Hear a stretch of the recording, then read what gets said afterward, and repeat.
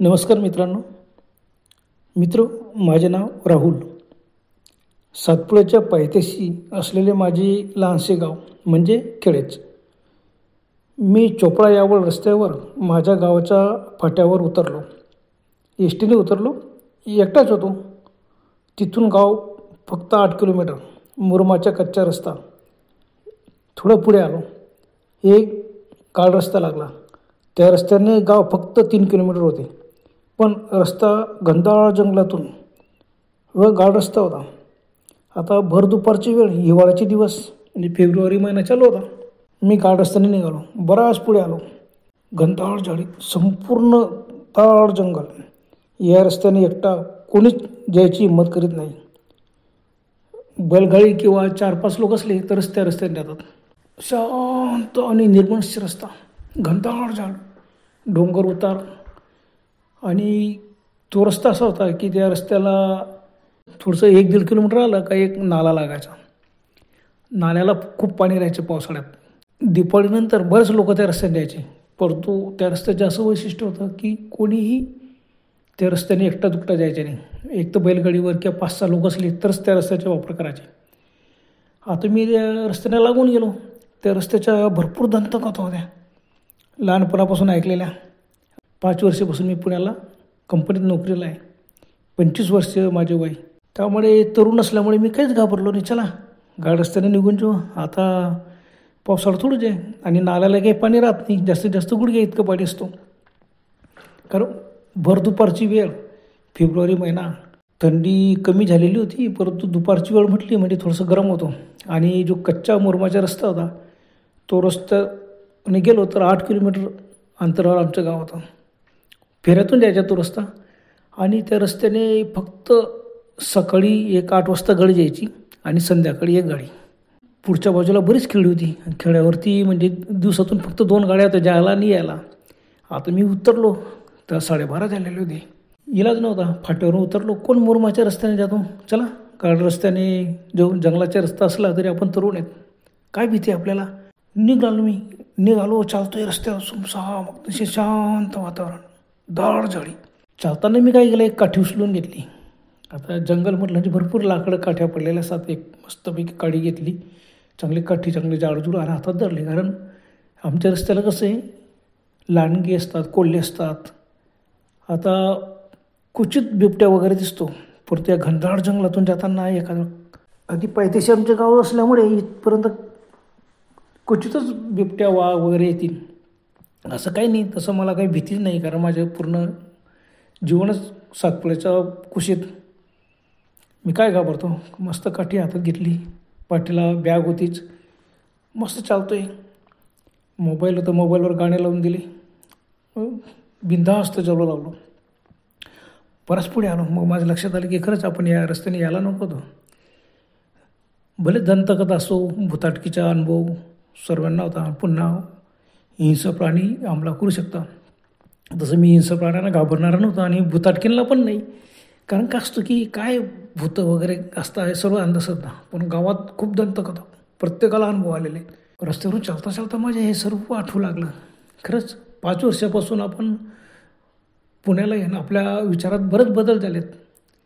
भूत, खेत, दंतकथा सर्व खोटं आहे हे जास्त पडायला लागला. कंपनीत नोकरीला होतो.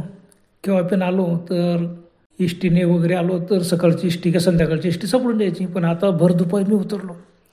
इलाज नव्हता. सर्व गोष्टी बालपण आठवायला लागलं. आणि सातपुड्याच्या कुशीत आमचं बालपण गेलेलं.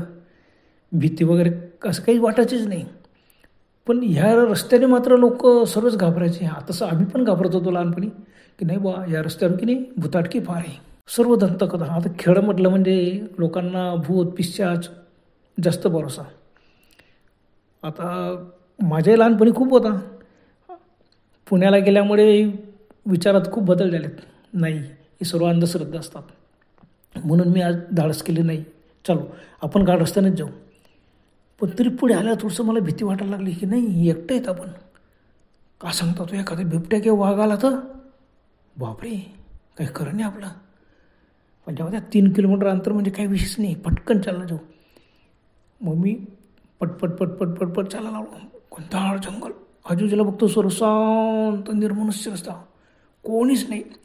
कारण त्या रस्त्यावरती गाड रस्ता सोडला तर बाजूला एकही शेती नव्हती, संपूर्ण डोंगराळ भाग आणि घनदाट जंगल. बऱ्याचदा मी त्या रस्त्याने आलो बैलगाडीवर, कधी कोणासोबत तरी असे 5-6 लोक मी राहायचे तर रस्त्याने यायचे, तर भीती वाटायची नाही. पण आज का कोणाच ठाऊक मला एकदम भीती वाटायला लागली. नाही बा, खरंच आपण चूक केली. थोडंसं फिरून आलो असतो, 8 किलोमीटर काही विषयच नव्हता, कशाला आपण या रस्त्याने आलो. पण जाऊ द्या, आता बराच पुढे आलेलो आहे. पुन्हा वापस जाणं काय मी कंटाळा गेला. आणि मुरमाच्या रस्त्याने गेलो तर झाडी कमी येत, ऊन लागेल. आता बरंच ऊन तापायला लागलेलं होता, दुपारची वेळ आहे. या रस्त्याने अतिशय शांत वाटत होतं, थंडगार एकदम. दुपारची वेळ म्हणजे आता 1 वाजून गेला. चालतोय मी. लहानपण पूर्ण सातपुडच्या कुशीत गेलं, भीती वगैरे वाटायचीच नाही. पण आज काय कोणाच ठाऊक माझ्या मन थोडंसं भीती वाटायला लागली की नाही बा, जाऊ द्या चला. रस्त्यावर एकही मनुष्य नाही. मला असं वाटलं कोणतरी भेटीन, एखादी बैलगाडी भेटीन किंवा कोणतरी 5-6 लोक जाताना दिसेल. पण दुपारच्या वेळेला कोण भेटणार. मस्त मोबाईलवर गाणे लावून दिले मोठ्या आवाजात आणि खिशात ठेवला मोबाईल आणि चालतोय. चालताना म्हणजे माझ्या फक्त पावलांचा आवाज, पायात बूट होते. चालता चालता काहीच आवाज नाही, फक्त मोबाईलवरील गाणे आणि माझ्या बुटांचा आवाज, या व्यतिरिक्त काहीच नव्हतं. निर्मनुष्य एकदम शांत वातावरण. पुढे आलो, अजून घनदाट झाडी आणि रस्ता असा थोडासा खोलगट होता आणि नाला लागला का नाल्याला पाणी. मग पुढे नाला ओलांडला की लगेच पुढच्या रस्त्याने गेलो का आमच्या गावापर्यंत एक घनदाट जंगल होतं. थोडा पुढे आलो असेल, थोडंसं थांबलो, मागे उडून पाहिलं, कोणीच नाही. कोणी येईल का. मग मलाच असं आलं, अरे इष्टीतून आपण एकटीच उतरलो, आता कोण येणार आहे आपल्यासोबत. आणि कोणी सोबत असतं तर इष्टीतून आपल्यासोबत उतरले असतो ना, आपण बरोबर आलो असतो. कोणाची वाट बघायची. एखादा मुसाफिर आणि मग मी थोडंसं उभा राहिलो 5-1 मिनटं. कोणीतरी पाठीमागून येईल. मोठमोठ्याने आरवड्या मारला, कोणी आहे का, कोणी आहे का. पूर्ण घनदाट जंगलात फक्त माझा आवाज घुमला, काहीच नाही. मी विचार करतो उभा राहिलो, काय करायचं. बरंच पुढे येऊन गेलेलो आपण, वापस जायचं का. पण जाऊ द्या, उन्हामध्ये पुन्हा एवढं दाट सावली आहे झाडांची आणि नुसतं थंडगार वाटतोय. आणि काय पुन्हा जायचं, पुन्हा मुरमाच्या रस्त्याने फिरून जायचं 8 किलोमीटर. म्हणजे आता आपण 1 किलोमीटर पुढे येऊन गेलो तर पुन्हा म्हणजे आपल्याला 10 किलोमीटर अंतर होऊन गेलं. ते आपण अंतर कमी करण्यासाठी शॉर्टकट पकडला आणि आता काय वापस जायचं. मी असं विचार करत होतो. मग 5 मिनटं थांबलो, कोणीच येत नाही. बॅगेत माझी पाण्याची बॉटल काढली, मस्त पाणी पिलो, उभं राहिलो, आजूबाजूला पाहिलं. मनात भीती वाटायला लागली की एवढं शांत वातावरण, घनदाट झाडी, एखादी हिंस्र प्राणी आला, बिबट्या आला, वाघ आला, काय करायचं. हातात काठी होती, मजबूत लाकडी काठी मी उचललेली होती. चला, आपले हात दोघं मोकळे, पाठीला बॅग आहे. पुढे चालायला लागलो. मी आता मात्र एक केलं की मोबाईल आता लावायचा नाही. मोबाईलचे गाणे बंद केलं, मोबाईल खिशात ठेवला. कारण काय, एखाद्या वेळेला प्राण्याचा आवाज आला तर आपल्याला त्या गाण्याच्या धुंदीत आपल्याला ऐकू येणार नाही. आपल्यावर एकदम हमला केला तर त्याने नको. मी मोबाईल बंद करून खिशात ठेवला आणि चालू लावलं. चालताना काय झालं, पायाचे माझे फक्त बुटांचा आवाज येत होता. चालता मला असं भास झालं की आपल्या पाठीमागून कोणीतरी येतोय. झप पावलांचा आवाज. अरे वा, बरं झालं कोणतरी आलं. मी पटकन थांबलो, मागे वळून पाहिलं. रस्ता निर्मनुष्य, कोणीच नाही, शांत. अरे आपल्याला भास झाला का काय सांगता येत नाही. चला, पुन्हा मी पुढे चालायला लागलो. पुढे येतो तर चालतंय, शांत वातावरण सर्व. हळूहळू चालायला लागलो की नाही पण जरा सावध चालायचं, कारण भरोसा नाही. आता माझ्या मनात जरा धडकी भरली की खरंच आपण असं करायला नको होतं, या रस्त्याने यायलाच नको होतं, कारण आपण एकटे आहोत हा विचारच केला नाही. चला, पुन्हा चालताना पुन्हा पायाचा आवाज आला. अगदी माझ्या जवळून पाठीमागे कोणतरी येतोय. एकदम घाबरलो मी. पटकन थांबलो, मागे उडून पाहिलं, कोणीच नाही. मला जरा भीती वाटायला. अरे हो, वाघ वगैरे काय करतो, वाघ बिबट्या झाडीतून असं हळूहळू दबक्या पावलाने येतो. आपण थांबलो का तोही थांबून जातो. अगदी त्याच्या त्याच्या टप्प्यात आलो का लगेच तो झडप मारी. बापरे, सरकन अंगावर काटा आला. वाघ वगैरे असेल, पण वाघ चालीन तर माणसाच्या पावलासारखा आवाज आला, असं कसं होईल? मग जरा भीती वाटायला लागली. मग मी विचार केला, चला लवकर लवकर जाऊ. मग पटापट पटापट पावलं टाकत चालायला लागलो मी. चालतंय. पुन्हा माझ्या असं भास झालं की अगदी पाठीमागे 5-10 फुटावरती कोणीतरी चालतोय. मग मी काय केलं, एकदम ओढलो नाही, कानोसा घेतला. पावलांचा आवाज होता, माणसाच्या पावलांचा आवाज. कोणीतरी चप्पल घातलेली सवय आणि हळूहळू चालतोय. बापरे, मला वाटलं कोणी मुद्दामली मजा घेतो का काय, मुद्दाम घाबरतो का काय. चालता चालता मी एकदम थांबलो, आवाजही थांबले. मी पटकन मागे ओढून पाहिलं, कोणीच नाही. आता मात्र मला 7 गेले आणि 5 राहिले माझे. बापरे, आपल्याला असं पुन्हा पुन्हा भास नाही होणार, असं काय झालं आहे. पुन्हा चालतोय मी. मग पटापट पटपट चालायला लागलो. फक्त बुटाचा आवाजच होता, घनदाट जंगलात, गाड रस्ता. पटपट चालता चालता पाठीमागे पावलांचा आवाज आला. मी विचार केला कोणतरी आपली मजा घेतो काही, आणि तेवढ्यात माझ्या खांद्यावर कोणीतरी हात ठेवला. हात ठेवता एकदम अंगावर शहारे आले. फटकन वळलो, बघतो कोणीच नाही. अरे काय झालंय, अंगात एकदम धडकी भरली. काय करायचं आता, पळायचं का. मी विचार केला, नाही हे काहीतरी भुताटकी आहे नक्की, वाघ वगैरे नाही की लांडगा कोल्हा, काहीच नाही, काहीतरी आहे तर भुताटकीच आहे. मी चारी बाजूला पाहिलं, कारण त्याच्यामुळे काहीच नाही. डोंगराळ भाग असल्यामुळे संपूर्ण दिसत होतं की काही गवत होतं, काही सुकलेलं गवत होतं, काही हिरवगार गवत होतं, अजून झाडांच्या सावलीत हिरवगार गवत. कारण फेब्रुवारी महिन्यात एवढं काही उष्णता नव्हती. चारी बाजूला पाहिलं, फक्त झाड. काय सांगता तू. पण मला आता पक्की खात्री झाली की ही काहीतरी भुताटकी आहे. मग मी विचार केला, नाही आता पळा, आपण काही गाव जास्त दूर नाही, पळत जाऊ. पळायला लागताना भीतीमुळे आणि पळण्यामुळे मला एकदम धाप लागली. जोरजोराने श्वासोश्वास घेत होतो मी आणि पळत होतो. पळता पळता पुन्हा मागे उडून पाहत होतो, कोणीच नव्हतं. नाही, पळत जाऊ आपण, एकदाचं गाव गाठू बा. 3 किलोमीटरपैकी आपण 1 किलोमीटरपर्यंत तर पळत गेलो. आता येऊनच गेलो नाही, फक्त 2 किलोमीटर अंतर राहिला. थोडसा पुढे आलो, तेवढ्यामध्ये एकदम दचकलो. समोर कोण होतं. समोर गाड रस्त्याच्या बाजूला उंच भागात, डोंगराळ भागाचा थोडासा उंच होता, दाट झाडी होती आणि तिथं एक म्हातारी बाई बसलेली होती. बापरे, कोण असेल ही, भर दुपारी एकटी. हे जंगल इतकं गावात एवढं प्रसिद्ध होतं की बा भुताटकी आहे, आणि एकटी दुकटी बाई कशी. मी आजूबाजूला पाहिलं, कोणी दुसरं असेल का, नाही. आणि काय करायचं. म्हातारी बाई होती, जवळजवळ 60-70 वर्षाची असेल.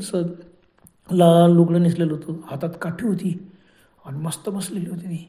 आजूबाजूला पाहिलं, का सांगतो होतं, एकटी नसेल, आजूबाजूला कोणतरी त्यांच्यासोबत आलेलं असेल, पण कोणीच नव्हतं. झाडी होती फक्त.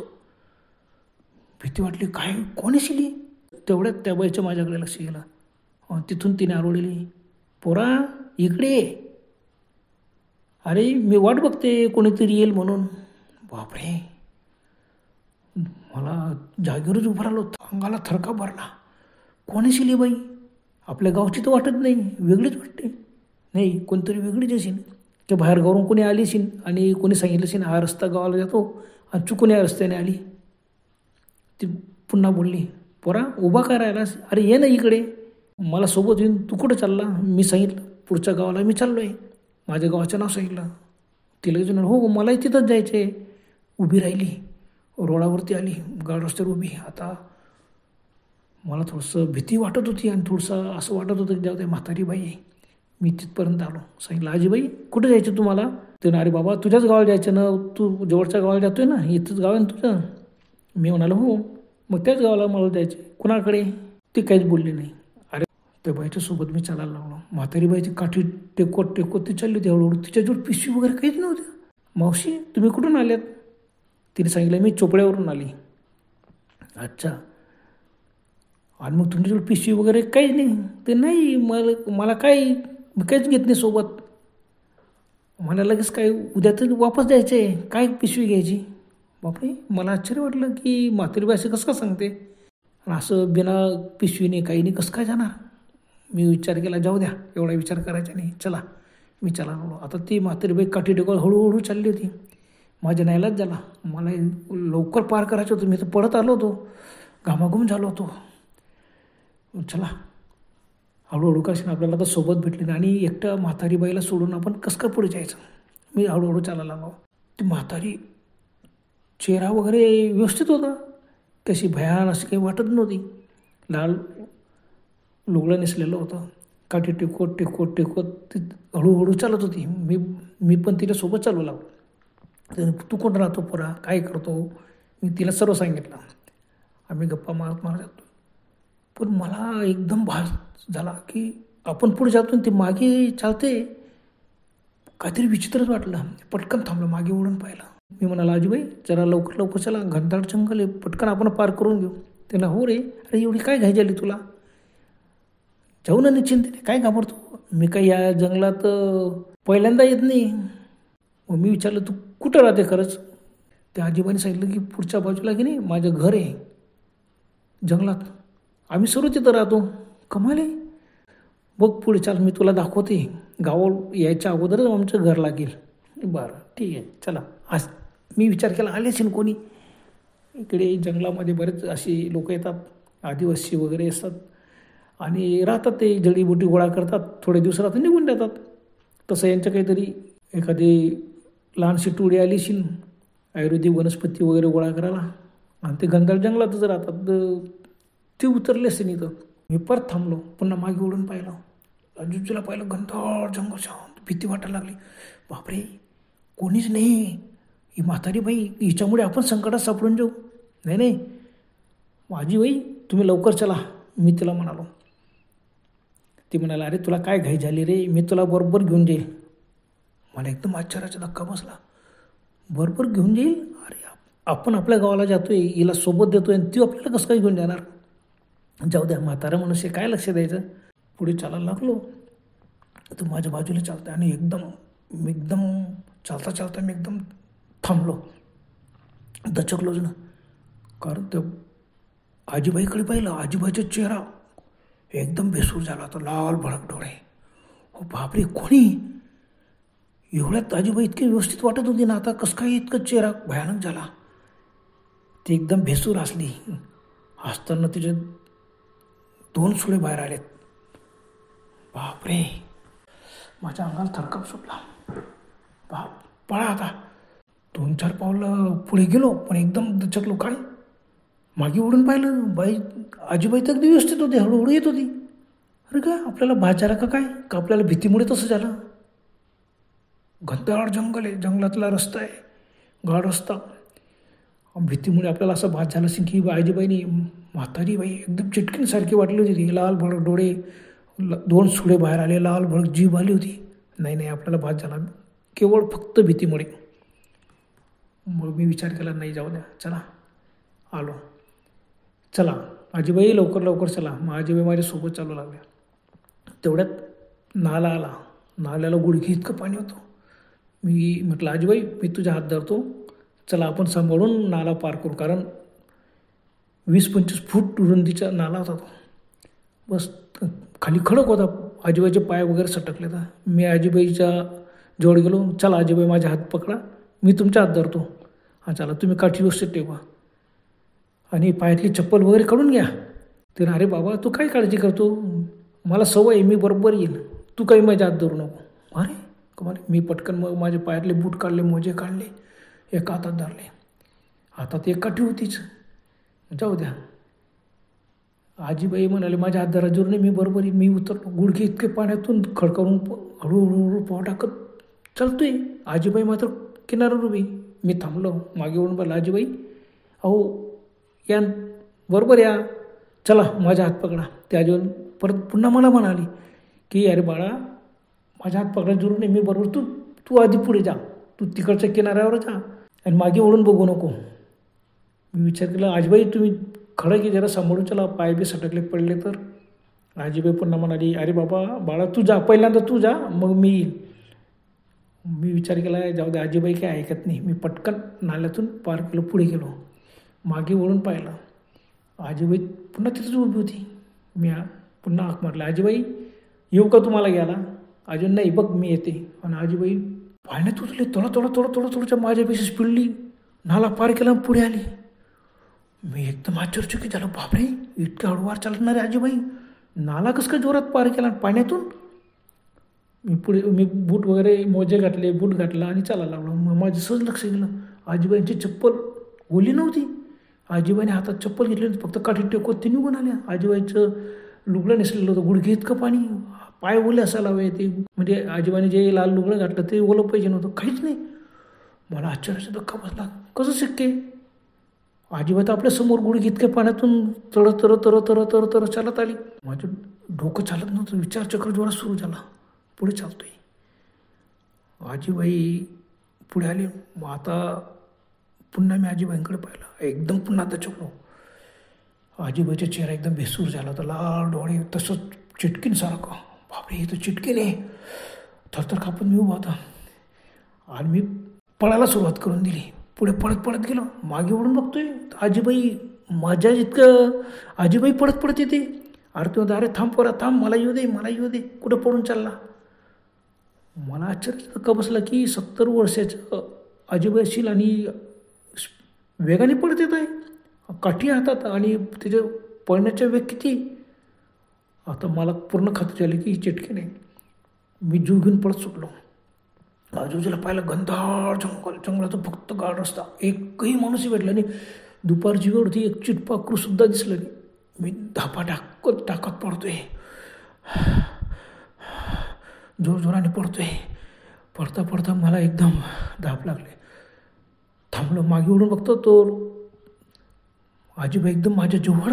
अरे, मी इतक्या जोरात पळालो, आजीबाईचा स्पीड एवढा कसा आहे? तेवढ्यात आजीबाईने एकदम झपाटा मारला आणि माझ्या हातच पकडला, आणि तिने जोरानं माझ्या हातात का घट्ट पकडला. तिथं कुठं पडून चालला? अरे, मला येऊ दे की. बापरे, आता मला पळायचं भानच नाही. आजीबाई इतका माझ्या हात इतका घट्ट पकडला, आता हातात काठी होती, पण तो हात एकदम आजीबाईच्या एकदम थंडगार आणि एकदम मजबूत. मला आश्चर्याचा धक्का बसला, एखादं एवढं ताकद आजीबाईजवळ. आणि काय कोणाच, मला असं वाटलं की आजीबाईचं आपण आता चालायला सुरुवात करून माझे पाय जमिनीला एकदम चिटकून गेले, पायसुद्धा उचलले जात नव्हते. आजीबाई हसली, भेसूर भयान चेहरा. अजून पोरा, अरे मी तुला घ्यायला आलेली, चल हे बघ समोर टेकडीवर माझं घर, चल ते बघ माझे घर, चल तिथे ये, तू मला इथपर्यंत साथ दिली, चहा पाणी कर आणि मग मी तुला जाऊ देईन, असं जाऊ देणार नाही. असं काय घाबरतो तुम्हाला? त्याच्या भयान चेहरा पाहून मला तर नुसतं अंग थरथर कापत होतं, लटलट कापत होतो. मी घामेघूम झालो होतो. समोर बघितलं तर खरंच टेकडीजवळ एक लहानशी तुमदार झोपडी होती, कोणीच नव्हतं तिथं. अरे, 500-700 फुटावरती ती झोपडी, आपण ही झोपडी तर कधीच पाहिली नाही. आणि हे पण खरं होतं की आता 5-7 वर्षापासून मी या रस्त्याने कधी आलोच नव्हतो. एसटीने जायचं किंवा आलो तर सीधं गाड रस्त्याने येऊन जायचा. बापरे, हात इतका घट्ट पकडला आजीबाईने माझ्या, आणि म्हणते नाही चाल, माझ्या घरी ये, मी तुला घरी घेऊनच जाते, आता मी तुला तर सोडणार नाही. बापरे, काय करायचं? हात, आजीबाई तू माझ्या हात इतकं घट्ट दाबू नको, सोड. मी पायात बूट मोजे होतेच माझे, पण तुझी इतकं घट्ट जमिनीला चिटकले कसे? आजीबाई मला सोडा, तू सोड, मी येतो तुझ्यासोबत, तू माझ्या हात सोड पहिल्यांदा. आजीबाई सोडायला तयारच नव्हती, आणि आजीबाई मला फरफडत नेऊ लागली. मी आता माझ्या पाय जमिनीला चिटकलेले होते ना, ते एकदम सुटून गेले, आणि मी तिच्या मागे ओढला जात होतो. कशी तरी पटापट पावलं टाकत होतो, आणि आजीबाई त्या झोपडीच्या दिशेने जात होती. ओ बापरे, काय करायचं?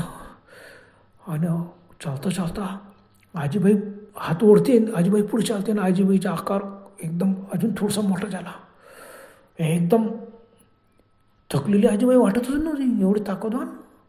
हातात काठी टेकलेली, एक हाताने माझा हात पकडलेला, मी दुसऱ्या हातात माझी काठी होती. मी कसा तरी आता असं वाटायचं की काठी मारायची आजीबाईला, पण बाई माणसाला कसं काय काठी मारणार? आणि आजीबाई होती ती आपल्या आईसारखी, नाही काठी मारायची नाही. मग मी हात कसा तरी सोडवण्याचा प्रयत्न केला. मला उमटतच नव्हतं. मी समजून चुकलो की आपण फार मोठं संकट सापडलं, आपण ह्या रस्त्याने आला नको तर ही चिटकीने आपल्याला पकडलं. आता ती काय करीन? तिच्या झोपडीत नेऊन आपल्याला काय करीन? मी कसा तरी हात ओढण्याचा प्रयत्न करत होतो.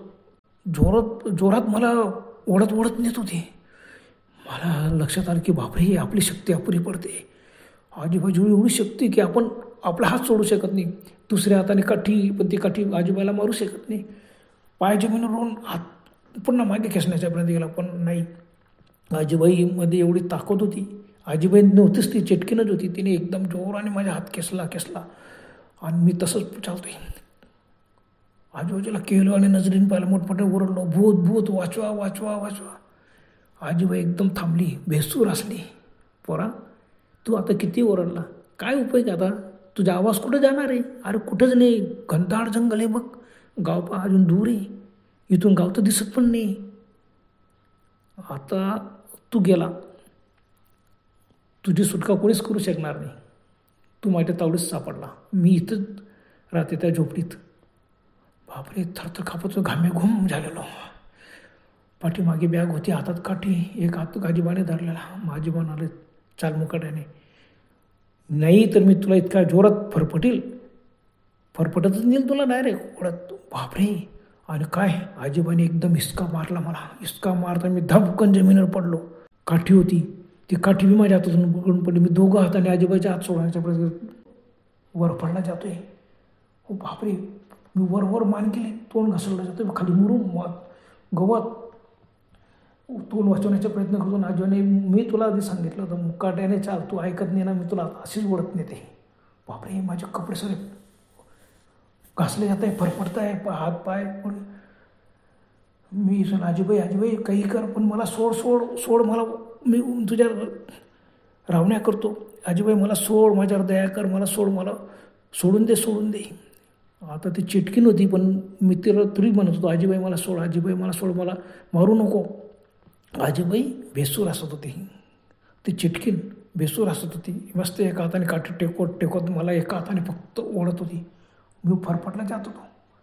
आजूबाजूला पुन्हा केलवाने नजरेनं पाहिलं. जगलात कोण चिटपा करून मोठमोठ्याने ओरडलो, भूत वाचवा. पण नाही, आजीबाई मला ओढते. बरंच अंतर मला फरफटत नेला. मुरूम मध्येच गवत लागायचे, झाडी, इथं सर्व अंग खरचटलं, काटे वगैरे सर्व अंगाला लागले. तर काय करायचं? मोठमोठ्याने ओरडतोय, वाचवा. कोणीच तिथं शांत निर्मनुष्य वाघ. आता काय करा? आजीबाजूला मी तेलवाने नजरेत पाहतो, संपूर्ण दाळ झाडी आणि आजीबाईचा आकार मोठा झालेला. एका हाताने मला ओढते. मी दोघं हात, एक हाताने पकडलाय, दुसऱ्या हाताने तिचे मूठ सोडवण्याचा प्रयत्न करतोय, पण नाही सुटत. का कुणास ठाऊक, पण असं म्हणतात संकट आलं म्हणे परमेश्वर आठवतो. मला एकदम परमेश्वराची आठवण आली. मारुती राया, तुझ्या आत्ता आपल्याला वाचून. मी लगेच मोठ्याने ओरडलो, जय श्रीराम, जय हनुमान.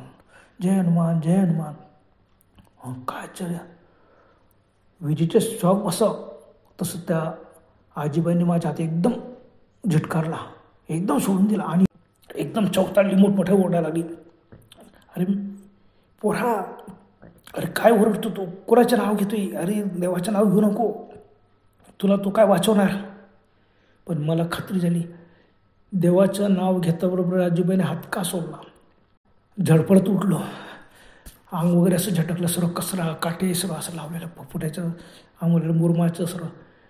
उभा राहिलं, धापटायला, तर काय करा.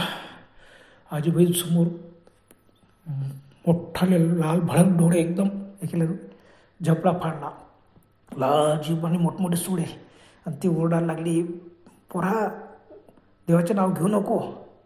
पण मला पूर्ण खात्री झाली की देवाचं नाव घेताबरोबर आजीबाईने आपल्याला हात सोडलेला आहे. आता आजीबाई आपल्याला काहीच करू शकत नाही. पण मला फक्त मारुती स्तोत्र येत होतं. मोठमोठे मारुती स्तोत्र म्हणायला सुरुवात केली.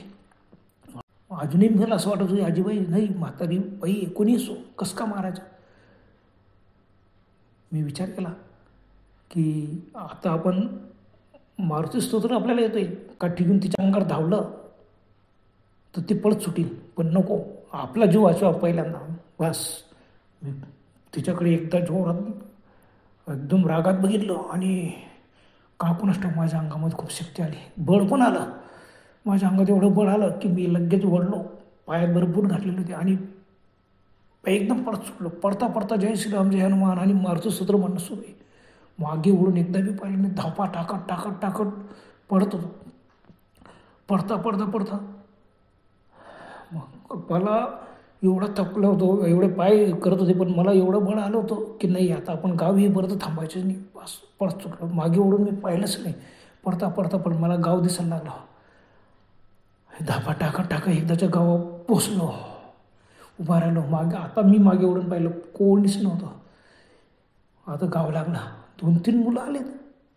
त्यांनी मला विचारलं, अरे काय झालं तुला, तुझे कपडे एवढे कसं काय आणि ह्या रस्त्याने तू कशाला आला? अरे वाघ लागला का तुझ्या मागे? काय झालं, कुठे वाघ? मला काय बोला समजत नव्हतं. मी म्हणालो काहीच नाही. मी नुसता हात दिला त्यांना. धापाटाक उभं राहिला. पिशवीतून पाण्याची बाटली काढली, 2-3 घोट पाणी पिलं. मग मी सांगितलं, अरे बाबा माझ्या पाठीमागे चिटकींच्या तावडीत मी सापडलो होतो, ती मला हात धरून ओढून नेत होती. ओ बापरे, अजून भरपूर लोक गोळा झाले. तरी सांगितलं, अरे तुला माहिती आहे ना, लहानचं मोठं तू या गावात झाला, या रस्त्याने एकट्या दुकट्याने जायचे नाही. घनदाट जंगल आहे आणि इथं भुताटकी असते, हिंस्र प्राणी पण असतात आणि एकट्या दुकटा होता तो, तू आलास कशाला रस्त्याने? अरे मोबाईल होता, फोन केला असता, कोणी आलं असतं तुला घ्यायला, फाट्यावरती आलो असतं मी गाडी घेऊन, मोटरसायकल घेऊन. अरे हो, मला भानच राहिलं नाही की कोणाला फोन करायचा. आता गावातल्या घरच्या लोकांचे फोन होते, बऱ्याच लोकांचे फोन माझ्याजवळ होते, फोन नंबर होते. घरी बी फोन केला असतं त्यांनी, कोणाला तरी पाठवलं असतं. अरे हा, हे माझ्या डोक्यात आलं कसं नाही. बापरे, आपली आज काय घरून आली होती. बस कसं तरी मी घरी पोचलो. माझ्यासोबत माझ्या गावातले जुन मित्र काही 2-4 माणसं आमच्या घरापर्यंत आलेत. माझ्या आईवडिलांना एकदम आश्चर्य वाटलं. अरे बाबा तू ह्या रस्त्याने आला कसा? जाऊ दे, परमेश्वराचे आभार मान, तुझे काही कमी जास्त झाला नाही. झाला. बॅग वगैरे ठेवली, बूट काढले, संपूर्ण माझ्या कपडे फाटलेले होते, खर्चलेलं होतं, हातापायाला खूप खर्चलेलं होतं. पण एक आनंद होता, काही असो मला परमेश्वर आठवला, मारुतीराय आठवला. त्या क्षणी जर आपल्याला हे आठवलं नसतं तर काय झालं असतं. चला काही असो, परमेश्वराची कृपा, आपण आज जिवंत वाचलो. शांतपणे मी खुर्चीवर बसून राहिलो, विचार करत होतो, खरंच परमेश्वर आहे.